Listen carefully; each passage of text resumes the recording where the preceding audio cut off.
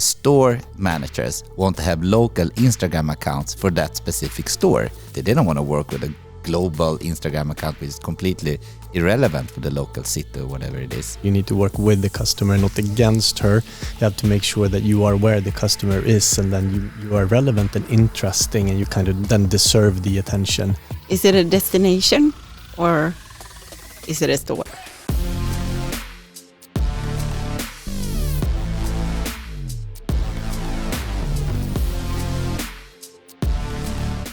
Welcome to the Next Gen Retail pod. We're recording here at Mariatorget in the Next Gen Retail Hub, where a few companies, I think we're 13 companies now that are sitting, working more or less with retail in one way or another. And today I have the great privilege of sitting here with two guests. I have Caroline Thorén from Nexer Group and Munsak Song from, I guess, Panagora, but also some other things, I guess. Right. Today we will, the topic of today will be, we'll talk about lots of things around retail, but the main thing is that we will explore how, if and why e-com companies are more or less forced to open physical locations. Could, I guess, be pop-ups, but also more long-term stores. So see that is happening more and more. I saw the other day that Shein is doing a big collaboration with Forever 21 in the US. Also some other big Chinese actors were working from a workshop perspective, working with PopMart.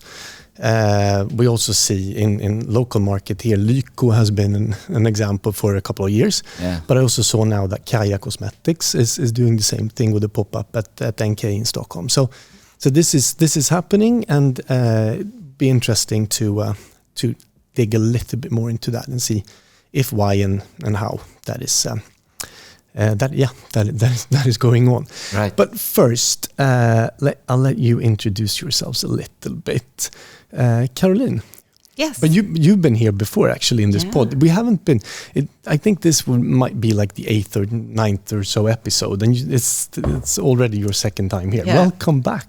Thank you. I'm happy to be back. Yeah, but a short introduction for those who didn't see the last episode. Yeah, my name is Caroline Thorén, and I work with Nexer Group, and I've been within retail for many years, tech and retail within H&M and also Nelly. So that's my background. Cool. Welcome. Nelly, when was that? Was it kind of 4 or 5 years ago? Okay. Yeah. Cool. Mm-hmm. And Munsak, who are you then? Who am I? Old dude. Been in the game since 2001. And what game is that? Basically B2C e-commerce game. Worked a lot with Swedish startups. Worked long time with them. Starting from no money, some money. Tried to make some money. No, but and it's Panagora, I guess, is your like main. Yeah, that's where it's like standing in the middle of the crossroad for me. Yeah. It's a good way to meet entrepreneurs, especially now when we work very closely with this Canadian company Shopify, which is coming to the Nordics. I think they have 14,000 merchants in Sweden, and they had about 4,000 merchants pre-COVID. So I think they have about 30,000 in the Nordics and about 3 million globally.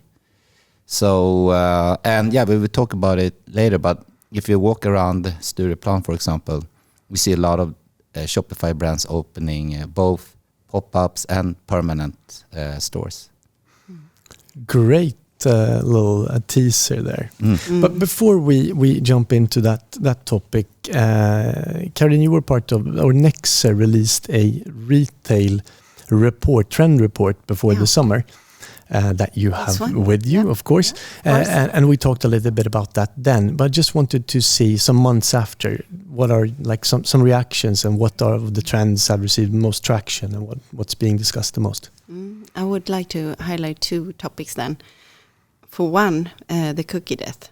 The cookies that are banned across the internet. A bit closer. And also, I would say our ChatGPT and generative AI solutions, they are really affecting the everything that we do. Yeah, and I think that when it comes to AI in the spring or some months ago, it was everywhere, but now it has started to, people have started to understand what it can actually be used for. So it's not just going in and playing with it, but it's starting to find some practical uses. I think we will probably see a lot more and start understanding it. And I feel personally that I need to start using different ways or different AI solutions in my daily work and private life a bit more than I'm doing. So that's same here. I've just been tapping on a few things more for fun, but actually not really started using it for real as just an everyday I read thing. more about it than using it. Yeah, definitely. Cool. But then let's jump a little bit. Yeah, the cookie death is something that I guess Munsak will come back to. But then what and why do we see this then? E-com actors are drawn then to physical stores, because I saw that you commented on this and you basically almost said that e-com actors are forced to open physical stores in a way. Yeah, exactly. That was my word. Yeah, but I think almost forced. Yeah, it's quite easy. Pure mathematics, actually, or pure economics as the driver and the force behind this change of behavior behind many e-commerce players, because there are so many new brands within each vertical, like fashion, beauty, interior, accessories, because we have very successful entrepreneurs in each vertical that started many years ago, which inspire a new generation of entrepreneurs. And when they all are starting e-com and try to use the same go-to-market strategy and use and spend their capacity in money and content in two companies, basically, Meta with Facebook and Instagram and so on, and Alphabet with Google and YouTube, fighting for the same share of wallet, then the cost to get new customers just increasing and increasing and increasing over time. And it reached to a point where it's very hard if you don't have access to that crowd and you have to pay for it to build up organic and profitable growth. So actually finding other channels starts to make sense, and going offline is one of them. Yeah, so basically some years ago it was easy. You could go in and you can buy traffic and you can be profitable and make money from that. But now with the increased competition and also I guess legislation, and there are lots of things also happening there.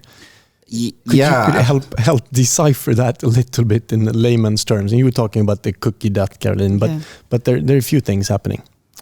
Yeah, maybe you have more on the regulation side. I would put it more in two words. I would say is push or pull marketing, where like the big difference is like the customer acquisition cost. Why it becomes so expensive is because of push marketing. You actually try to force a crowd to start buying your products or services.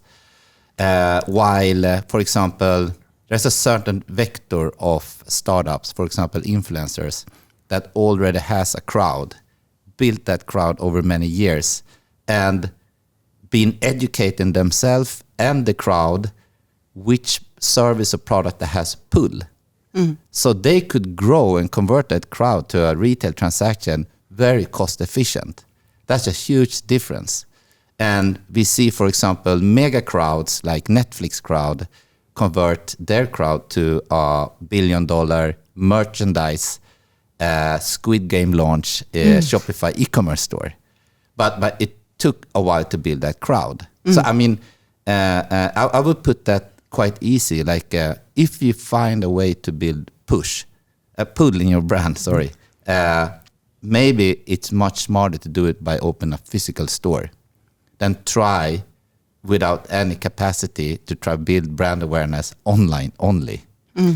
Because, I think that the community and the customer crowd, that's the key where you can reach your revenue ahead. Because, I mean, you need to build it, or you need to understand who they are and how do you reach them, because there are new ways to do this, because the push marketing you cannot do anymore because it's too expensive.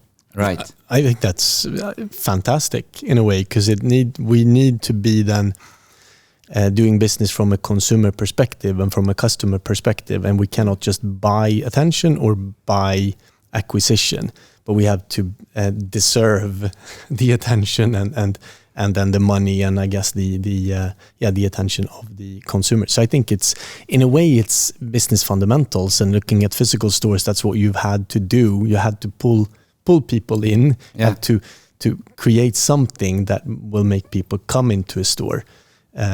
So it's I think it's, in a way, e-com maybe growing up a little bit.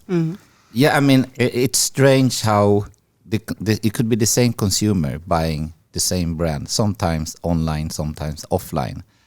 But it's really strange how divided these two group of entrepreneurs or companies has been regarding consumer behavior. Because the same people who's building these companies are this consumer on the other side, sometimes buying offline or sometimes buying online. Yeah. But how would you then create this pull in physical stores? You mean, if you look at some of the Shopify store owners that you were referring to before, what are they doing that will then be successful? So the problem they're trying to solve is that basically they try to centralize everything. One warehouse, one organization, one company, one like tech stack, one storefront. So it's very lean value chain. But the problem with that is no one finds it. So just starting to go back to the very basics. Where do they have relevant foot traffic for their brand? ? So I think what the retailers has done, or why H&M know where they're going to open stores, that knowledge is not so present in the e-commerce community. They have to dock in to that very basic of the basics, the location. That's also something that we see in the report, where there are locally anchored, curated stores that are expanding across the globe, and they are relevant to the local community. Absolutely. And that's why we see a lot of like classic traditional retail chains, the store managers want to have local Instagram accounts for that specific store to take care of the local community. They don't want to work with a global Instagram account which is completely irrelevant for the local city or whatever it is.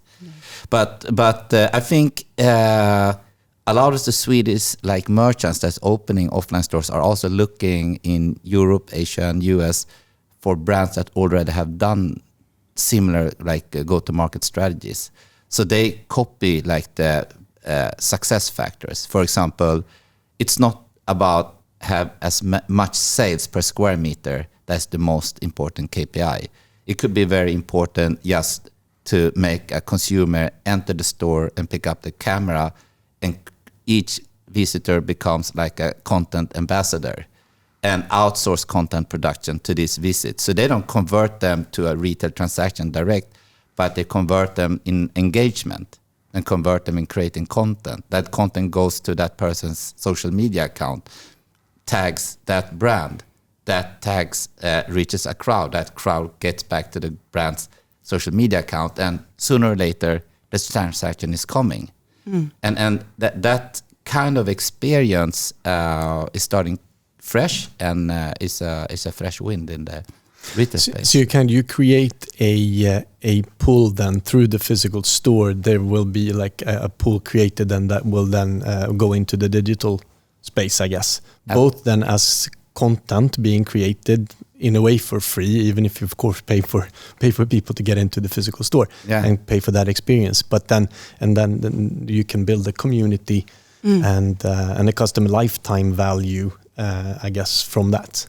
Absolutely. And I think there are many questions they don't know which one is important before they open. For example, Adore opened a pop-up at the mood department store. It was supposed to be short-term, but it's still there. And people standing in line, what happens is the customer meets another customer. So like that line to changing the clothes starts to build a community. But it was not a part of the concept, I guess, from original white paper product, and just keeps like evolving, and the line gets bigger, exactly as the line we see outside today for the Kaya Cosmetics pop-up. Is like customers start to see each other, and then something happens, the interaction and whatever that creates. Yeah, and it's really fueling the community, because that's a great example. Even in the digital world and in the physical world, how do you know what the customers are? And you really need to engage them in order to really be a content creator to fuel your community, right? So you can do it, but you don't know upfront really how to, and you need to explore and try things. Yeah, right? and one of the things that I talk about all the time is that you need to work with the customer, not against her. You have to make sure that you are where the customer is, and then you are relevant and interesting, and you kind of then deserve the attention and taken seriously. And I think actually there are too few companies, especially when they get a little bit bigger, that take their customers seriously and really try to be part of their world and be part of their understand their needs and behavior and what they are really, what their values are. Yeah, totally agree. I just had lunch yesterday with Jerf Avenue, and I heard a little bit about their pop-up in the States. And what's interesting with that is the supply and demand strategy. There was like a huge crowd that wanted to get there, but like they couldn't allow a certain amount of guests in. So the limitation in the physical space compared to the endless space online could be turned to something very exciting and rewarding and create huge engagement. Exclusivity. Exactly. There's also, I remember, I've read some research just by that there are some extra like added effects of having a physical store, because it also adds like a signal that you are for real, that you're serious, that you're professional, because a physical store is a physical entity. You can visit it. There is a physical address, and it gives some kind of credibility to your business if you have like a physical store. And then of course you can create content of it. You can showcase lots of stuff digitally from that physical space. I just want to highlight a store that I just visited, also a new concept, Dreamland, that was just opened, in which basically phone cases, and you're your own designer, and Mikael Söderlind, who's behind it, was the founder of Happy Socks, who is, to me, really taking the consumer seriously, really trying to be part of their world, just helping them basically with supplies. They are creators, they are doing things, and it's on their terms, which I think will be really interesting to follow. And I think that can be done by more actors, I think, going forward. And I think that will be extremely important. And I remember also when you talked in the report around communities, and I think that's like real communities will be needed. So it's not just companies having a CRM or a loyalty program where you send out discounts and then you believe that you have several 100,000 of people in your community, because they're not really there as part of your community. No. Right. I think that's I'm thinking that, I mean, the associates in the store, I mean, they have a great platform as well to be part and create the brand. Right. I remember a few years ago when I was still within the H&M group, there was this, I think it was even called H&M ambassadors. Yeah, there were store staff that were given like the degrees of freedom to have to use their own social media and to basically promote then H&M products. And I think that in some stores they were very locally curated. They got to pick their styles, and they had like a couple of square meters where they could showcase their things, and it got really big, and it was really, really interesting as an example of how you can use then local knowledge and local people, like micro influencers that was then created by the brand that actually were authentic people. So I think that was, instead of just having an Instagram account that is done corporate. Yeah, I agree, and this is also down to the values of the company, because this is the work environment for the staff as well, and this will show to the customers in the store. So it's a great way to show what you are as a brand. And right? We've highlighted a couple of good examples. Are there any other examples that we see of brands? Any I guess it can be any industry, but just... I'm just thinking of Shell & Company right now, because during COVID, their staff started to do live streaming. Yeah. So it was quite interesting to see that their knowledge they have about the products really was amplified through live streaming, because they could talk about this PlayStation 5 console for 40 minutes, or, you know, they could give love and passion. They could show how much they know about each product. And they saved all videos as well. So it was not only about making money during live streaming. Every single video is archived on Shell & Company's homepage, and they tagged it.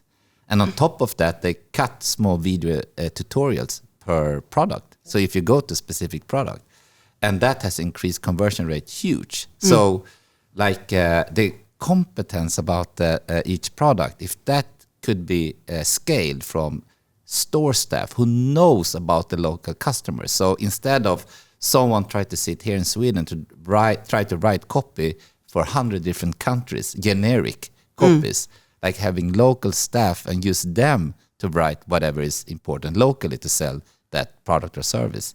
And that is just starting to happen, I think. Yeah. And it's really an interesting example of making sure that the advocacy, or like the brand advocacy you have out in physical stores, that we also work quite a lot with trying to make sure that is both trainings and creating that kind of advocacy to be able to work with that also digitally. I think that is something that Shell & Company really did. Yeah. Manage to capitalize on that physical store in an interesting and another way. Do you have any other? Well, I'm thinking about, the experience in the store. You're working with the store concept. What are the trends there today? That's different. I think it differs a lot. Yeah. I think that one thing that will need to come more is the integration then of tech and like tech experiences in a non-gadgety way. So it's not just an added thing that you have like something that happens or a treasure hunt or something, but it's actually adding value. So it could be more of an endless aisle. It could give you more product information that could take you back to production, but it could be when talking about fashion, for example. So I think that's something that also taking then the consumer seriously. I think it was actually Micke Söderlind this morning when I talked to him, who said that you're never alone when you enter a store, because people come in with their phone. Yeah, which is a lot. So you have a social context, you have lots of other things there. So it's shareable, and to be able to use that more in increasing the experience and heightening the experience, or creating an experience. I think that's something that will need to come. And then I think that to think strategically around experiences and the holistic brand experience and store experience. I think that is needed, because I think that there are lots of, as I said, almost gadgety or one-offs. You have one little thing, you have a campaign with an added experiential part, and then that's for 2 weeks, and then that kind of goes down, so nothing happens. I think it's the always on experience, and it doesn't have to be like jugglers or whatever in store, but just these small things that are in line with the brand, in line with the full experience, that kind of takes the customer seriously and adds something that will then take you to want to be part of the community. Scan something, use your phone, post something, go into some other digital experience maybe that will then prolong the relationship that you have with the customer. That I think is going to be core already now, but going forward. And to be able to do that, you need to understand. You need to then, that's of course what I do basically. You need to do research. You need to understand, be very, very close to your customer. Could be any method, but to make sure that you understand and you evaluate and you reevaluate and you reiterate and you try and you talk and you whatever do. And so not just sit in closed boardrooms with a bunch of like 48-year-old men with gray beard and then but that's me. Just guess. But you know, when you say that boardrooms, I think car industry is a quite good example regarding boardrooms and boring management rooms. because look at the transformation to EV, like electrical vehicle. When Tesla kind of fire started this opening in Mall of Scandinavia and Täby Centrum here in Sweden, and this e-com store, and it's all like unified. And why did they do that before all other car brands? It's really strange. And I don't know why that was the case, but I'm sure there are a lot of consultants in Sweden try to convince Hedins Bil or Holmgrens Bil to try, you should start e-commerce maybe. But it's a conservative industry, so they are in these boring boardrooms or management rooms. Yeah. So I think this happening over and over again. But the difference is that EV industry, that transformation in pure money, is so big. It's completely changing everything. Yeah. They need to look into the retail trends, right? But how many EV stores do we have now downtown? Now there is like popping up. Of course, Polestar, but there's like other brands as well popping up now. And yeah, there are lots of Chinese electric cars brands that are wanting to getting into Europe and Sweden. Yeah, I think that is it's interesting, and also there to see. But it's obviously, but sometimes it's boring to use Tesla and Apple and some of those as examples. But Tesla was like e-com for very, very, very expensive cars. You basically configured and you did everything online. I actually bought a Polestar some years ago, and I went to the showroom. And then where I leased it, but I went to the showroom and I got to see it, and we got to test drive it, and then but there was just an online purchase. It's kind of interesting because it's a pretty big purchase, but I just did it, and very few choices, and then basically just click buy or lease in that case. But it was just But it's interesting because is it a destination, the store, or is it a store? Just a store. So, see what I mean? It's changing. And from that perspective, I mean, the Tesla stores, Apple stores, they are more like a destination. So I think this is also something that is happening now. I think Lyko is a good example of that. They are hosting shows and tutorials in cosmetics and stuff like that in their stores. So there are a new era into this space as well. Yeah, and also I know Axel Arigato they've talked about their success as being a lot about their parties and their communities and what they've arranged in their like store space, but also outside, but that they really used like the physical and the meeting place and people's relationships and doing fun things basically as the core of their whole like business. Yeah, absolutely. I mean, you can stretch community quite far. But you have like bicycle communities, you have car enthusiast community, fishing communities. There are multiple verticals. I'm guessing the generic retail has a lot to learn from those more niche ones. But if they could dock that into their generic retail and scale it, it would be interesting to see. We talked about Zalando earlier, that very mechanic, very transactional, super ultra boring, maybe for a lot of us who's into subculture, brands. But they seem to deliver something because they're quite big today. It would be expensive for MQ or something, a brand like that, to try to kill them. But what is interesting, when in my research before, when I looked a lot at social context and different kinds of social relationships, and there is of course like the in-group and out-group effect. So you want to be part of a community for certain reasons. You want to associate to these people, and then of course there are people outside of the group that you do not want to be associated with. And if then a community grows too big, then of course the social distance between like the core and what you want to be associated with is increasing. So it's not going to be as interesting. We work with a few like ambassador programs where you're like a brand ambassador, you're out in stores. If that gets too big, then you kind of lose a bit of the reason, why should I be part of this community? Why should I be part of this brand? And that goes of course then as a consumer also. So it's really then adding value to many people, but not really making sure that there's some kind of cohesive community feeling in there anyway. Do you think, is there any limits, glassroof limits, how big a community can be to still? I think it's stay more relevant? the perceived than distance, like the social distance, the perception of it. If you feel like you can still be part of it, or if you share values, I guess those values can be pretty basic and maybe be pretty broad, especially for some brands, because it could be like democratic, inclusive, and that can go very far. If you're more specific and you're more close, maybe then it probably needs to be smaller.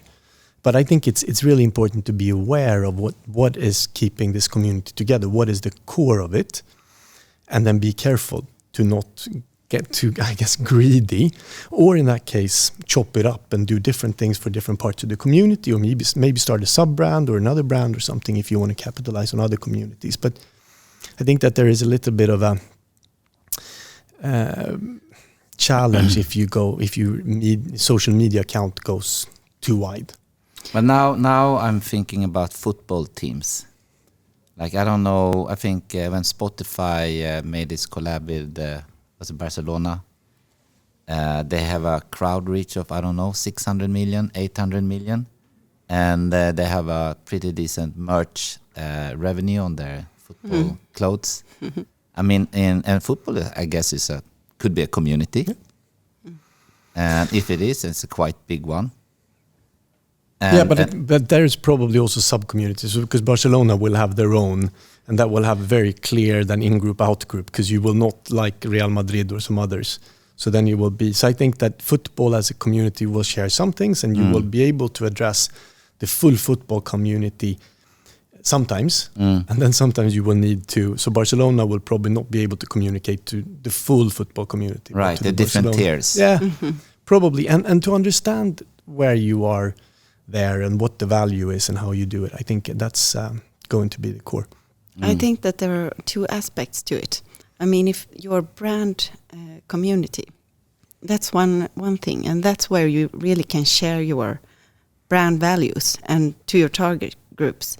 But then there's communities that you want to hook into or tap into, that future customers, or you want to reach out. That's also something that you need to explore as a retailer.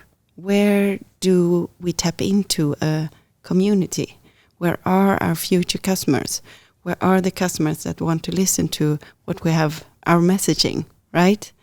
So that's also something to explore and understand. And that's in the physical world, but that's also, for example, in metaverse. Where can you hook into metaverse and understand where your future customers are? I think that before we move in, or that might be a next episode when we move into the metaverse and maybe explore also AI and some other things more. But just if we want to conclude and give, like, summarize a little bit of what we've been basically, I guess, everywhere now in different industries and with different things. Are there a couple of one thing, the real estate owners and the operators, it seems like that community and the e-commerce community is not really having after works every Friday and hanging. You need a bridge, so they start meeting each other and helping each other out to transform thousands of e-com brands to open pop-ups and offline locations. That's a missing link between that. Now, if like you try to crack that, you opening pop-ups and stuff, but like it needs a bigger scale. It's like they're born in the same country, have companies in the same country, but they don't talk the same language when it comes to commercial business. No, it's like mall 2.0 or 3.0. Yeah, right. We actually have a company sitting here in the hub that's called X-Nomad that are actually doing part of that, AI-driven, also trying to make sure that you partner up with brands and pop-up locations and real estate owners. So they have a pretty intricate system of that. So that can maybe be help out a little bit, but there are definitely big challenges around that. For example, Huvudstaden, real estate company, Stureplan and down to NK. And look how they took care of the transformation of NK. It's like love-hate relationship to e-commerce. It's like offline is super important, but we need online. But it's not like it's not the largest luxury online store that we have in this country. But it should be, if you look on their physical presence and brand awareness. Yeah. Do you have any closing remarks? You're pondering everything we've said. Well, I think that your brand values, where are your community now and ahead? I think that's crucial. Who is your customer, basically? I think that's key to success ahead. Take the customer seriously and create a relevant experience. Create a destination in whatever channel you are. Thanks a lot for chatting with me and sharing your thoughts and knowledge. Thanks. And hope to see you again. We'll discuss this some other time also. Absolutely. Take care. Take care. Bye-bye. Bye.